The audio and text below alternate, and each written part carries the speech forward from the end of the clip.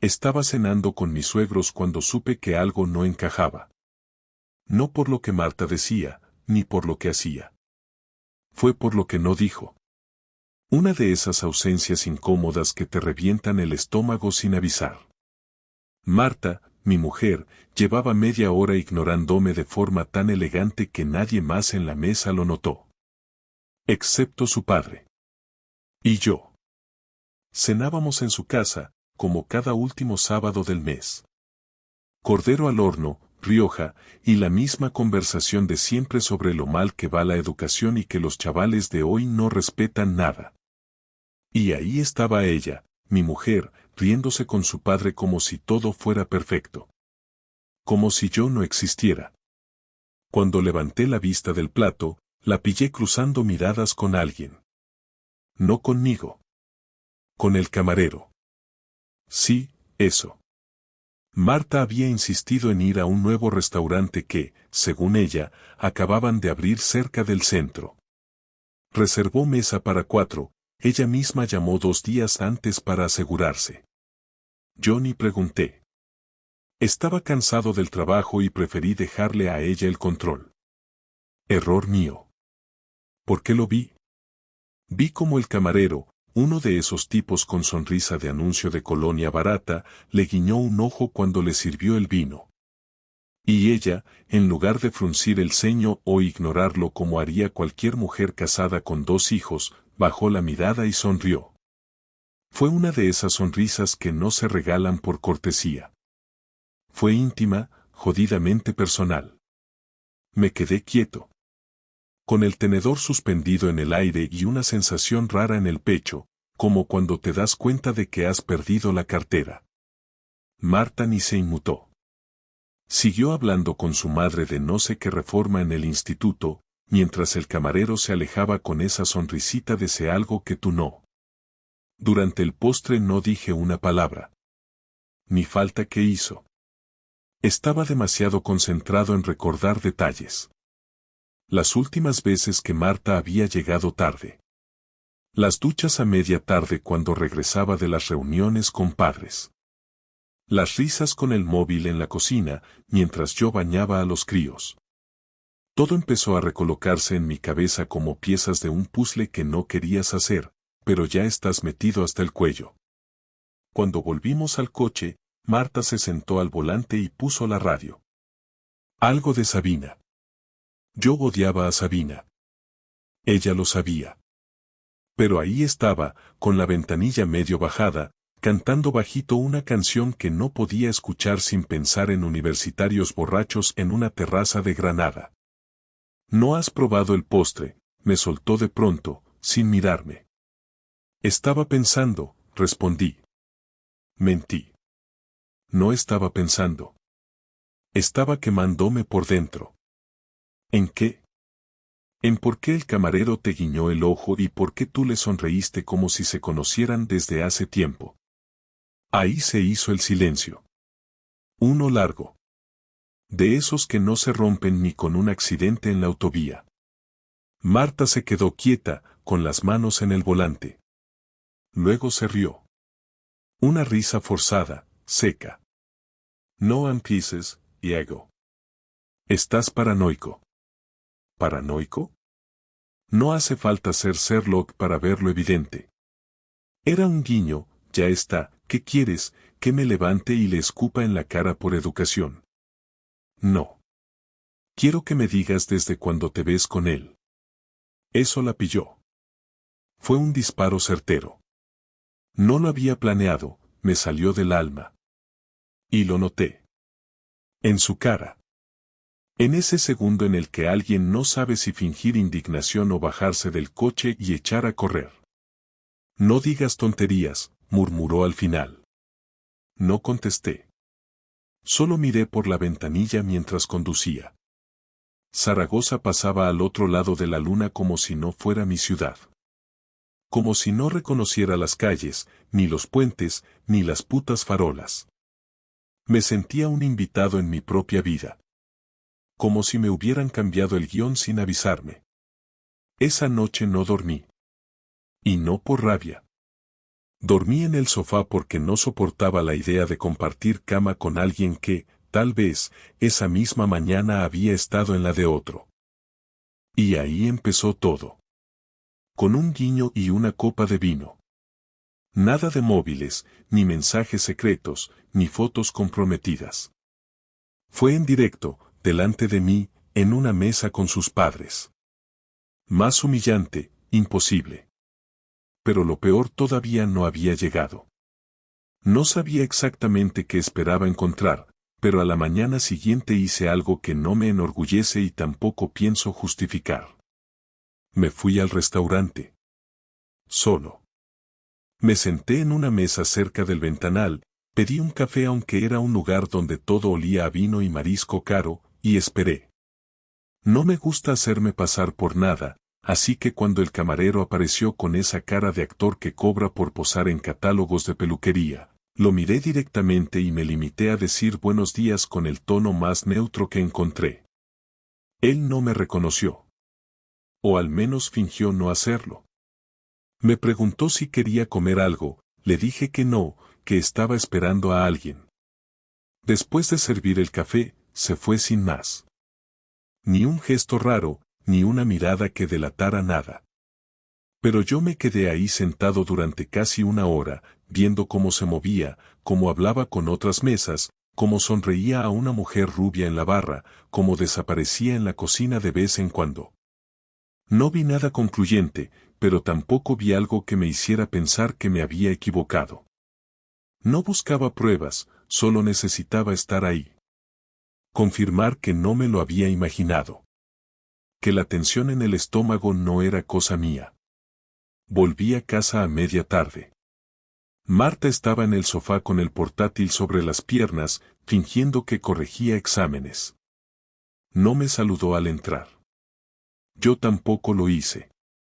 Me fui a la cocina, saqué una cerveza y me quedé un rato de pie, mirando por la ventana, viendo cómo el vecino del cuarto discutía con su hijo pequeño porque no quería ponerse la chaqueta. Todo se sentía raro. No por lo que ella hacía, sino por cómo me estaba sintiendo yo. Como si me estuviera preparando para algo. No sabía el qué, pero lo intuía. Esa noche, después de acostar a los niños, Marta me pidió hablar. Lo dijo así, sin rodeos, sin disfrazarlo. ¿Podemos hablar? Me senté frente a ella en la mesa del comedor. Tenía la cara seria, pero no triste. No había lágrimas, no había nervios. Solo estaba decidida. Sé lo que piensas. Y no quiero seguir haciendo como si nada pasara. Yo no dije nada. Solo la miré. No te he engañado. Aún no. Pero estuve a punto. Varias veces. Con el camarero. Se llama Adrián. Me quedé en silencio. No porque no supiera qué decir, sino porque no quería interrumpirla. Me convenía escuchar cada palabra. Ver cómo lo decía. ¿Con qué tono? ¿Con qué actitud? Necesitaba ver si estaba arrepentida o simplemente descargando el peso. No pasó nada físico. Nada de besos, ni de irnos a un hotel. Pero hablamos. Muchos mensajes. Muchos cafés antes del trabajo. Él no sabe que tengo hijos. Ni que estoy casada. Lo sabe desde hace unos días, porque se lo dije. Me pidió verme y le dije que no y ahora me miras como si fuera una extraña, y lo entiendo, porque tú no sabes cómo hemos llegado hasta aquí. No, no lo sé, respondí. Por eso estoy escuchando. Hace meses que no siento nada contigo. Lo sabes. Hace meses que solo hablamos de cosas prácticas. Que si la compra, que si los niños, que si los turnos. Tú llegas cansado, yo también. Cenamos y a dormir. Ya no hay ni un gesto. Ni un roce. Nada. Me he sentido sola durante mucho tiempo. Y no estoy justificando nada. Pero es la verdad. Y un día, de repente, alguien te mira como si fueras interesante otra vez. Y te escucha. Y te dice que le gusta cómo hablas. Y tú, en lugar de frenarlo, lo permites. Porque es agradable. Porque te hace sentir viva. Y después, cuando quieres parar, ya es tarde. Seguía mirándola. No por frialdad. No por desprecio. Solo porque quería que hablara hasta el final. No estoy enamorada de él, Diego. Tampoco estoy enamorada de ti. No sé qué quiero. No sé si quiero seguir aquí o si necesito irme. Pero sí sé que no quiero seguir mintiendo. Me estaba asfixiando. Y no te mereces eso. Ni yo tampoco. Cuando terminó de hablar, sentí una calma rara. Como si el dolor se hubiera suspendido en el aire, como si no me hubiese golpeado aún. Me limité a preguntarle una sola cosa. ¿Y qué vas a hacer ahora? Eso depende de ti. Podemos hablarlo. Podemos ir a terapia. Podemos separarnos. No tengo una respuesta. Solo sé que te debía esta conversación. Le dije que necesitaba tiempo. Y me fui a dormir al cuarto de invitados, aunque no dormí ni un minuto. Pasé toda la noche con los ojos abiertos, repasando la conversación una y otra vez. No me dolía que hubiera estado a punto de acostarse con otro. Me dolía más lo otro. Que no estuviera enamorada de mí. Que se hubiera sentido tan sola estando a mi lado. Que ni siquiera supiera si quería quedarse. Los siguientes días fueron raros. Cordiales. Mecánicos. Cuidamos de los niños como siempre, pero no había ninguna ilusión detrás. Era como compartir casa con una compañera de piso. En un momento dado, me di cuenta de que ya no estaba pendiente de Adrián ni del supuesto casi engaño. Estaba centrado en lo que eso significaba de verdad. Que Marta se me había ido mucho antes de ese camarero. Que yo también había dejado de buscarla. Que los dos habíamos dejado de tocarnos, de mirarnos, de cuidarnos. Que no fue un error puntual. Fue una acumulación. Lenta, silenciosa, pero brutal. Lo peor no era el engaño. Lo peor era la indiferencia. Lo peor era ver cómo dos personas que un día se quisieron con fuerza podían terminar compartiendo techo sin cruzarse la mirada. Lo peor era entender que, incluso después de todo, una parte de mí seguía queriendo arreglarlo, mientras otra ya empezaba a pensar cómo sería mi vida sin ella. Y en medio de todo eso, Marta empezó a llegar más tarde a casa. Con excusas peores. Más flojas. Más forzadas. Ya no disimulaba tanto. Ya no se esforzaba. Y eso, más que cualquier confesión, me confirmó que lo de Adrián no había terminado. Que había vuelto a verlo. Que la conversación que habíamos tenido solo había sido su forma de limpiar su conciencia. Que me dio la opción de decidir, sí, pero sabiendo que ella ya lo tenía claro. Y en ese momento decidí que si ella estaba fuera, yo también. Pero a mi manera. Porque si esto iba a terminar conmigo tomando el control. No dejándome llevar. No dejando que otro guiara mi vida. Y ahí empezó lo siguiente. No le dije nada ese lunes cuando volvió a casa a las 9:30 con la excusa de una reunión improvisada en el instituto que, casualmente, no había mencionado durante el día, ni cuando dejó el bolso en la silla y fue directa a la ducha sin mirarme, ni cuando salió con el pelo húmedo y se sentó en el sofá a mirar el móvil como si yo fuera parte del mobiliario. Me limité a observarla con una calma que no sentía, pero que me estaba imponiendo a la fuerza, porque entendí que cualquier palabra mal colocada me haría perder el control y yo ya había decidido que no iba a regalarle eso. No iba a ser el marido que grita, que suplica o que se arrastra buscando explicaciones que ya no importan. Iba a escuchar, a mirar, a dejar que ella creyera que todo seguía más o menos igual, mientras yo organizaba mi cabeza y algo más. Durante esa semana hice algo que nunca había hecho en 12 años de relación, que fue empezar a separar mentalmente lo que era mío de lo que era de ella. No hablo solo de cosas materiales, sino de tiempo, de energía, de atención.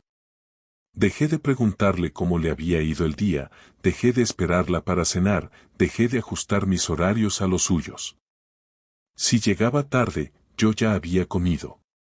Si se iba a la ducha, yo me acostaba con un libro. No era un castigo consciente, era una retirada. Una forma de decirme a mí mismo que no podía seguir actuando como si estuviéramos en el mismo sitio cuando claramente no lo estábamos. El jueves por la tarde ocurrió algo que terminó de empujarme. Fui a recoger a Nico al entrenamiento de fútbol porque Marta tenía, según dijo, una charla con unos padres conflictivos. Mientras esperaba en el coche, vi su coche pasar por la avenida de al lado, en dirección contraria al instituto y a una hora en la que, supuestamente, seguía allí. No me moví. No la seguí. No hice nada impulsivo. Solo anoté mentalmente el detalle. Cuando llegó a casa más tarde, con la historia preparada y el tono cansado, la escuché sin interrumpirla, asentí incluso, y en ese momento sentí algo muy claro, que fue que ya no confiaba en una sola palabra suya. No rabia. No odio. Desconfianza. Y eso es mucho peor. El viernes decidí hablar con ella. No para pedirle explicaciones, sino para marcar un límite. Esperé a que los niños se durmieran y me senté frente a ella en la mesa del comedor, en el mismo sitio que días antes, pero esta vez no iba a escuchar su versión, sino a decir la mía. Marta, no voy a seguir viviendo así. No voy a seguir haciendo como si no pasara nada mientras tú haces tu vida por otro lado. Si estás con ese tipo, dímelo. Si no quieres estar conmigo, dímelo. Pero no me tengas aquí como un idiota. Ella me miró con una mezcla de cansancio y algo que parecía culpa, pero no contestó enseguida. Se tomó su tiempo. Eso ya me dijo mucho. Te dije que no había pasado nada, respondió al final. Y es verdad. Pero también te dije que no sabía lo que quería. No me presiones. No te estoy presionando, le contesté. Te estoy diciendo que yo sí sé lo que no quiero. No quiero vivir con alguien que me miente y luego me pide paciencia.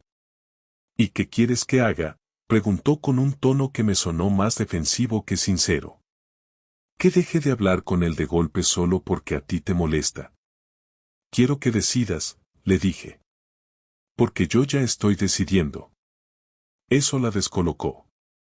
Lo vi en su cara. No estaba acostumbrada a que yo marcara el ritmo. Siempre había sido el tranquilo, el que aguantaba, el que esperaba a que las cosas se arreglaran solas. Y ya no. No me amenaces, Diego, dijo. No es justo. No es una amenaza. Es una realidad. Después de eso no hubo gritos ni lágrimas. Solo un silencio espeso que se quedó flotando entre nosotros durante todo el fin de semana. El sábado ella salió por la mañana diciendo que iba a dar una vuelta para despejarse. No pregunté con quién ni a dónde. Me quedé en casa con los niños, los llevé al parque, les compré un helado y fingí normalidad. Pero por dentro estaba organizando algo muy concreto. El lunes pedí un día libre en el trabajo. No se lo dije. Aproveché la mañana para ir al banco y hablar con un gestor. No porque quisiera vaciar cuentas ni hacer locuras, sino porque necesitaba saber exactamente dónde estaba parado. ¿Qué era común? ¿Qué era mío? ¿Qué pasaría si todo se rompía? Salí de allí con más claridad de la que esperaba y con una sensación extraña de control. Después fui a ver a un abogado recomendado por un compañero del trabajo. No firmé nada. No inicié nada. Solo pregunté. Y escuchar mis opciones en voz alta, sin drama, sin juicios, me hizo sentir menos atrapado. Esa tarde, cuando Marta llegó a casa, me encontró tranquilo. Demasiado tranquilo. Se dio cuenta enseguida. ¿Pasa algo?, preguntó. Sí, respondí. Pero ya no pasa por ti. Se quedó mirándome, confundida, y por primera vez desde que empezó todo, sentí que la balanza se movía un poco. Que ya no era ella la que tenía todas las cartas. 2 días después, el miércoles, ocurrió la confrontación real. No fue planeada. Fue directa. Entré en casa antes de lo habitual porque había terminado antes en el trabajo y encontré a Marta en el salón, sentada, con el móvil en la mano y una sonrisa que no veía desde hacía meses. No me vio entrar. No me oyó. Estaba demasiado metida en lo suyo. Y ahí no sentí celos. Sentí rabia. Una rabia seca, contenida, que me subió desde el pecho hasta la garganta. ¿Te lo estás pasando bien?, le pregunté. Pegó un pequeño salto y dejó el móvil sobre la mesa como si quemara. «¿Desde cuando estás ahí?», dijo. «Desde hace suficiente», respondí. «¿Le estás escribiendo a Adrián?». No negó. Eso fue lo peor. «Sí», dijo. «Le escribo». «¿Y sigues diciéndome que no pasa nada?». «No he dicho que no pase nada», contestó. «He dicho que no ha pasado nada físico». «Deja de agarrarte a eso como si te limpiara», le dije, ya sin cuidar el tono. «Estás fuera de este matrimonio, Marta. Lo estás desde hace tiempo. Y ahora quiero saber algo muy simple, ¿te vas a ir o quieres que me vaya yo?». Se levantó del sofá de golpe. Su cara ya no mostraba calma ni cansancio. Mostraba enfado. «No puedes exigirme eso así», gritó. «Tenemos hijos. Una vida. No es tan simple». «Para ti no lo es», respondí. «Para mí empieza a serlo». Hubo más palabras. Duras. Sin cuidado. Se dijeron cosas que llevaban tiempo acumuladas. Reproches por años, por silencios, por decisiones pequeñas que se habían ido sumando. No hubo golpes ni nada parecido, pero la tensión fue real, física, insoportable. En un momento dado, Marta dijo algo que ya no pude olvidar. «No sé si quiero seguir contigo, Diego, pero tampoco sé si quiero perder lo que tenemos». Y ahí lo entendí todo. No quería elegirme. Quería mantenerme. Quería seguridad, casa, rutina, mientras probaba otra cosa.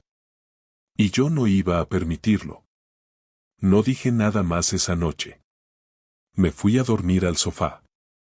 Pero ya no con dudas. Con una decisión clara. Si ella no iba a cerrar esa puerta, lo haría yo. Y no sería suave. El jueves por la mañana, mientras ella preparaba el desayuno como si la noche anterior no hubiera ocurrido, me limité a sentarme en silencio frente al café. La miré sin decir nada y en ese momento supe que no iba a esperar más. Me había pasado días analizando sus palabras, sus gestos, su forma de responder a cada cosa, y no necesitaba más pruebas ni más versiones suaves de una verdad incómoda. Ella no iba a tomar una decisión porque ya le convenía no tomarla. Le servía estar en esa zona gris, donde tenía una casa, una familia funcionando a medias, un marido que hasta ahora no se revelaba y, al mismo tiempo, la novedad de alguien más joven, más ligero, más fácil de manejar. Y si yo seguía esperando, si seguía cediendo espacio sin actuar, iba a convertirme en ese hombre que solo reacciona cuando ya no queda nada que salvar, y yo aún tenía la oportunidad de elegir cómo salía de esto, no cuándo. Durante el trabajo ese día hablé con Tomás, un compañero que ya había pasado por un divorcio complicado. Le pedí recomendaciones de abogado, le expliqué de forma muy escueta que necesitaba asesoramiento serio y que la situación estaba dejando de ser tolerable. Tomás me miró con ese gesto de quien ya ha visto lo que yo estaba viviendo, y sin preguntar nada más, me pasó el contacto de su abogado y me dijo que no me confiara, que cuanto antes comenzara a moverme, menos margen tendría ella para manipular la historia. No le respondí nada, pero me guardé el contacto. Esa tarde llamé a la oficina del abogado y concerté una cita para el lunes siguiente. No le dije nada a Marta, tampoco hice cambios visibles en casa, porque necesitaba tiempo y calma para organizar lo que iba a hacer sin interferencias ni drama innecesario. El viernes por la tarde, cuando Marta volvió del trabajo, vi en su cara ese gesto que ya conocía, el que ponía cuando quería mantener una apariencia de normalidad, pero tenía algo que ocultar detrás. Me saludó con un beso en la mejilla que no significó nada y fue directa al baño, como hacía cada vez que quería evitar una conversación. Me senté con los niños a ver una película y dejé que todo fluyera como si la casa no estuviera rota por dentro. No era el momento de hacer preguntas ni de buscar un enfrentamiento. Era momento de estrategia. El sábado por la mañana salí temprano con la excusa de hacer algunas compras y pasé por casa de mi madre. Le conté solo lo justo. Le dije que las cosas con Marta estaban mal, que había desconfianza y que probablemente íbamos a separarnos. Mi madre, que siempre había sido prudente con su opinión sobre Marta, no pareció sorprendida. Me preguntó qué pensaba hacer con los niños, cómo lo íbamos a organizar y si necesitaba ayuda.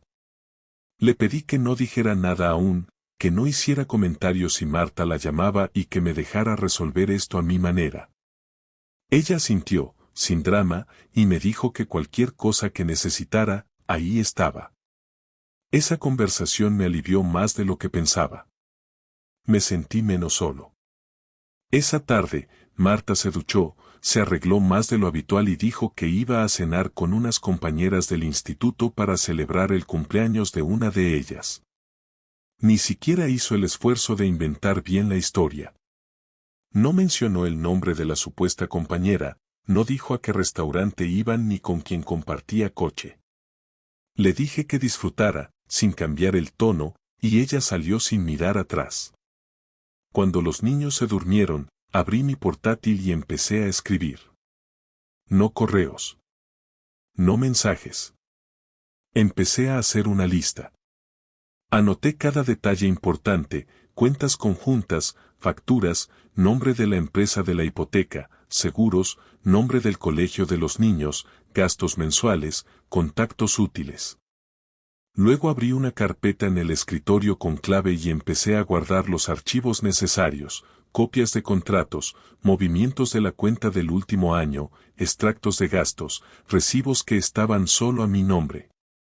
Era un trabajo aburrido, pero necesario. Necesitaba tener todo listo para cuando diera el paso. No quería improvisar. No quería perder tiempo explicando cosas que podía dejar claras desde el principio.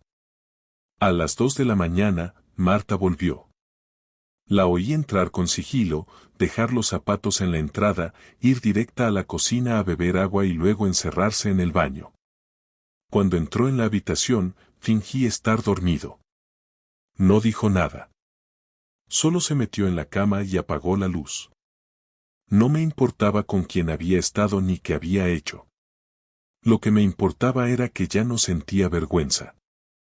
Eso era peor que la traición. El domingo por la mañana, desayunamos todos juntos.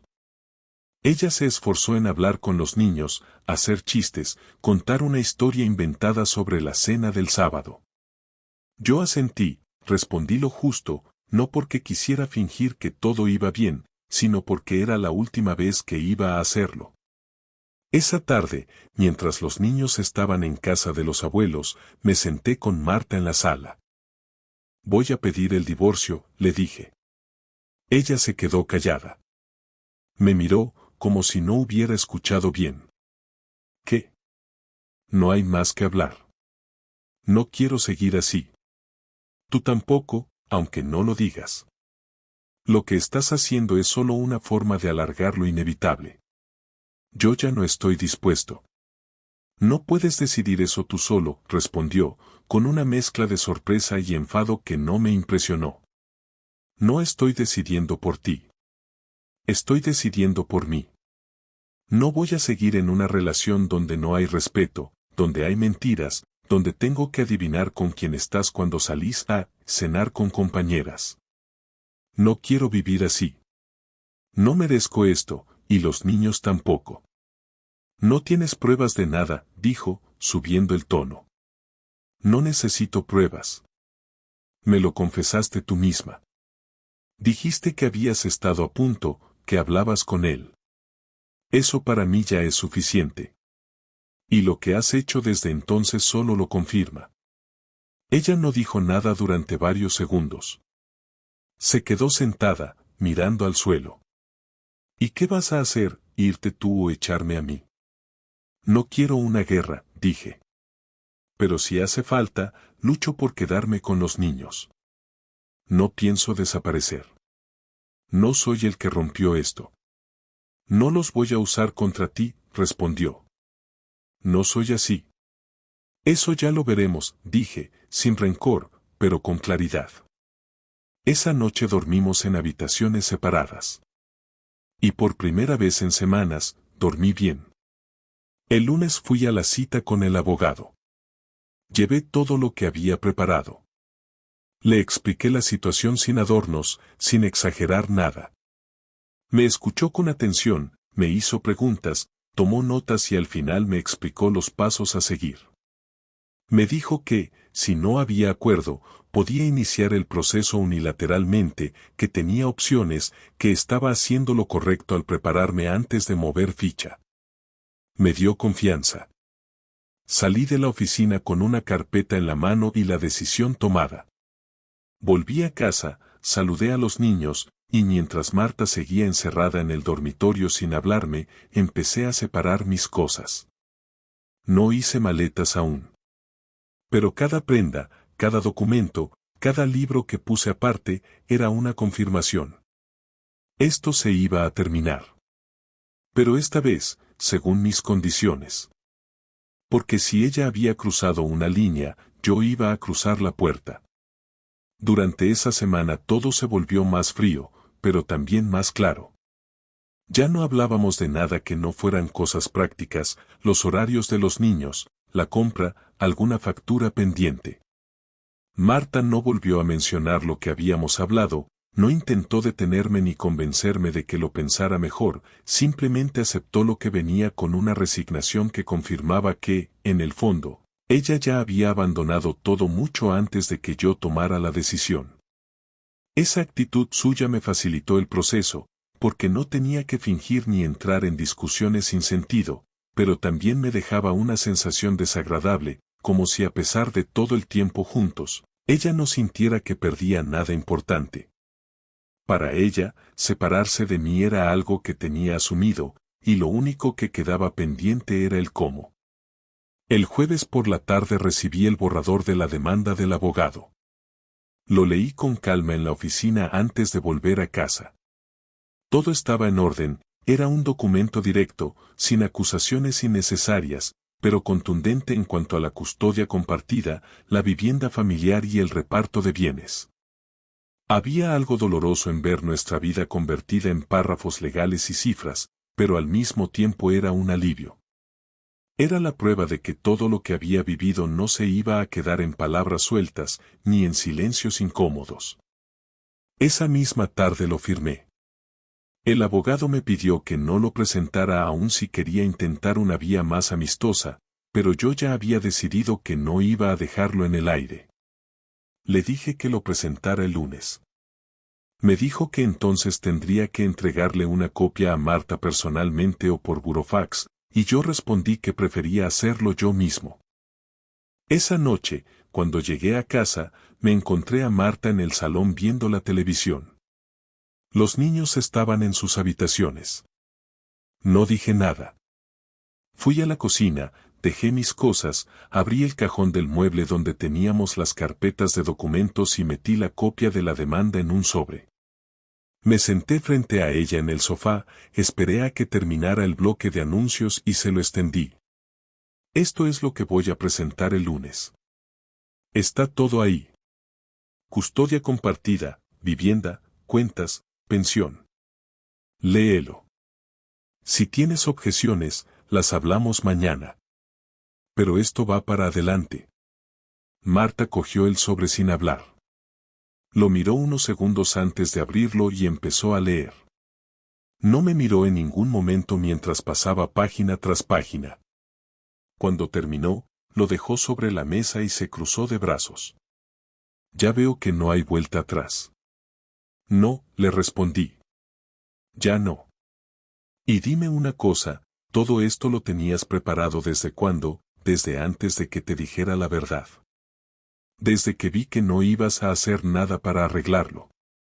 Desde que preferiste seguir hablando con él en lugar de hablar conmigo. Desde que llegabas a casa actuando como si todo fuera normal. Pues podrías haberme dicho que ibas a hacerlo. Al menos por respeto, contestó, sin levantar la voz, pero con un tono seco. ¿Respeto? El mismo respeto que tú tuviste cuando decidiste que era más interesante compartir tu tiempo con otro y luego volver aquí a dormir bajo el mismo techo. El respeto no es solo decir la verdad cuando te pillan. Es actuar como si el otro importara. Yo no he hecho lo que tú estás diciendo, respondió, pero sin fuerza. Ya no intentaba negarlo con convicción. Era más un reflejo automático. Te estoy dando la opción de no hacerlo más complicado. Tenemos hijos. No quiero un proceso sucio. Pero no voy a frenar esto porque tú no tengas claro que te conviene más. Yo sí lo tengo claro. No te preocupes, no voy a pelear por nada. Solo quiero que los niños estén bien, dijo, y ahí, por primera vez, pareció afectada de verdad. Eso es lo único que me importa. Pues entonces hagámoslo bien, respondí. Los siguientes días fueron extraños. Marta estaba más callada, pero ya no se escondía para escribir mensajes ni salía con excusas ridículas. Al menos había cambiado eso. Los niños, que no sabían nada aún, seguían con su rutina, aunque empezaban a notar que el ambiente era distinto. Lo notaban en los silencios, en la forma en que evitábamos estar los tres juntos en la misma habitación, en los turnos para llevarlos al colegio o ayudarlos con los deberes. Sabía que pronto tendría que hablar con ellos, pero no quería hacerlo sin tener claro cuándo me iba a ir de casa. Porque, aunque legalmente podía quedarme, prefería ser yo el que se fuera. Por salud mental, por dignidad, por no vivir bajo el mismo techo con una persona que ya no tenía ninguna conexión conmigo. El domingo por la tarde, después de comer, Marta me llamó a la cocina. Me dijo que había leído el documento varias veces y que estaba de acuerdo en casi todo. Solo tenía dudas sobre el tema del coche, porque uno estaba a su nombre pero yo lo usaba más, y también sobre la cuenta donde entraba su nómina. Le respondí que eso lo podíamos ajustar fácilmente, que no me interesaba quitarle nada, que lo único que quería era terminar bien, sin peleas, sin abogados de por medio si se podía evitar. Me preguntó si ya tenía sitio para irme. Le dije que sí.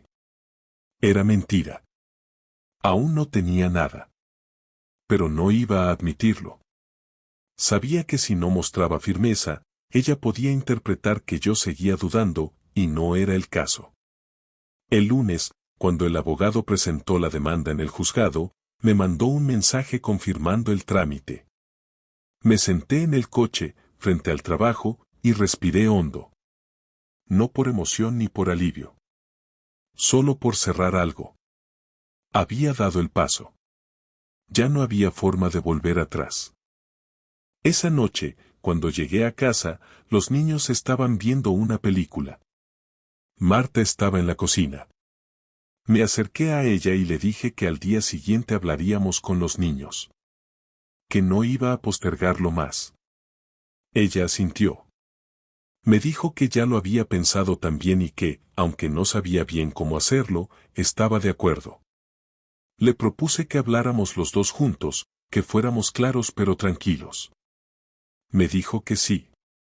Y esa fue la última conversación tranquila que tuvimos.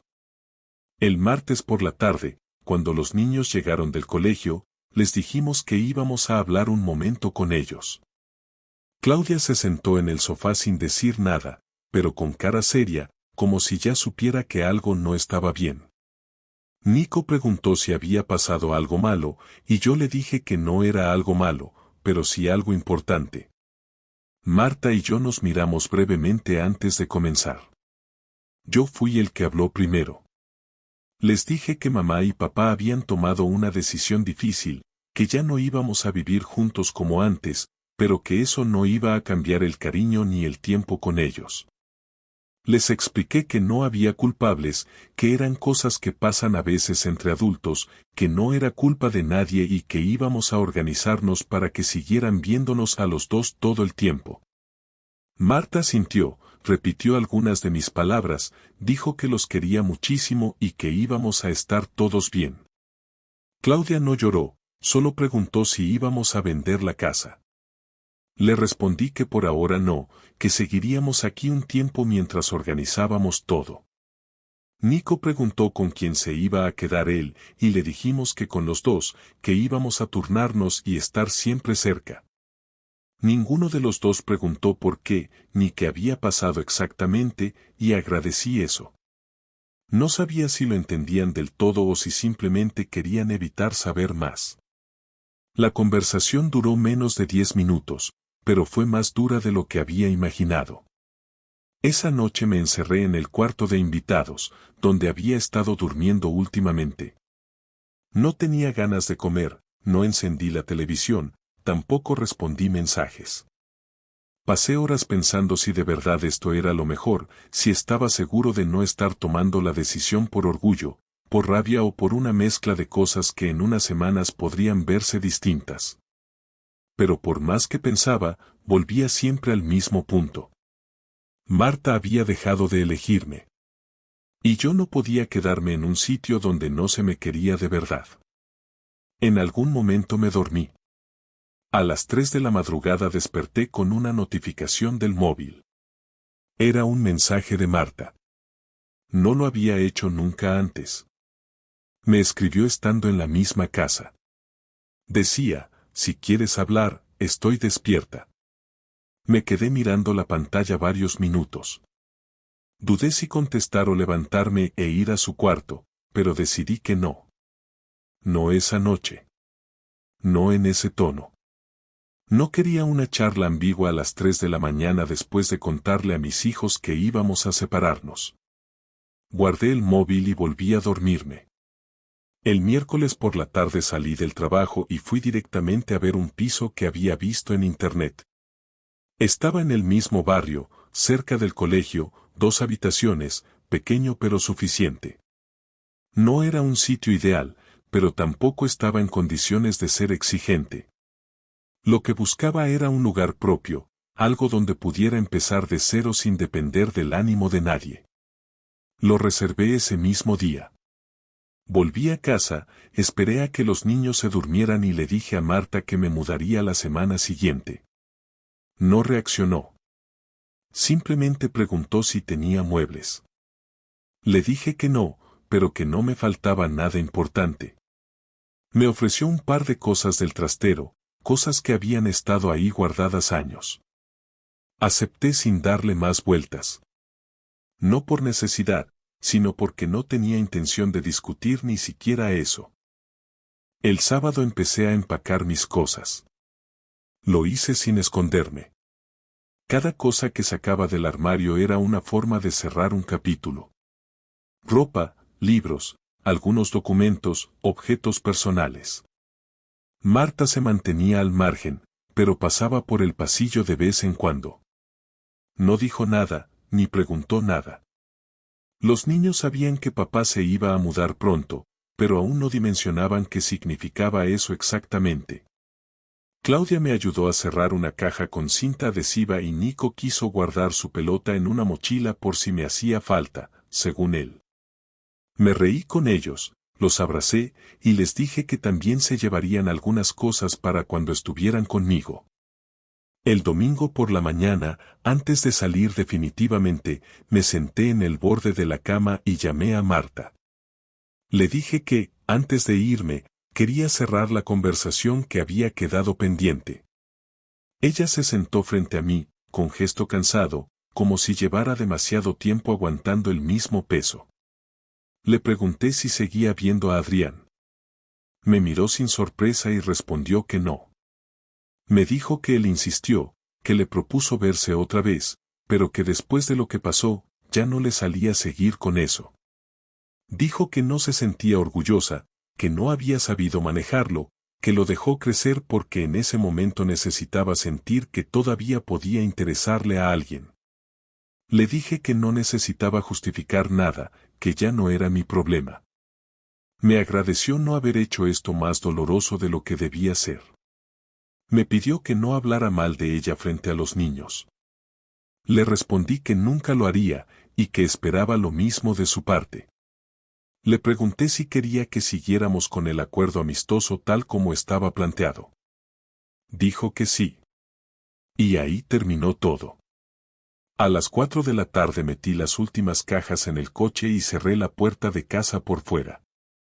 No sentí alivio, tampoco tristeza. Fue algo neutro. Como cerrar la puerta de una habitación donde ya no te quedaba nada. Llegué al nuevo piso a las 5. Abrí la puerta, dejé las llaves sobre la encimera y me senté en el suelo, sin encender las luces. No sabía por dónde empezar.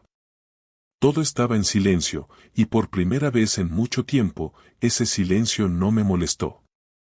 Esa noche, cuando me acosté en un colchón inflable y vi el techo vacío, entendí que aunque me esperaba una etapa difícil, al menos era una etapa mía. Y eso, en este momento, era suficiente. Puedo decir que perdí a mi mujer, pero sería más exacto decir que la dejé ir. No porque ya no sintiera nada por ella, sino porque entendí que el amor no se sostiene solo con historia ni con recuerdos. Uno puede perdonar, puede adaptarse, puede incluso aguantar lo que no debería, pero llega un punto donde quedarse es rendirse. Y yo, por primera vez en años, decidí no rendirme conmigo. Gracias por seguir esta historia. Si necesitas que escriba otra, dime el enfoque.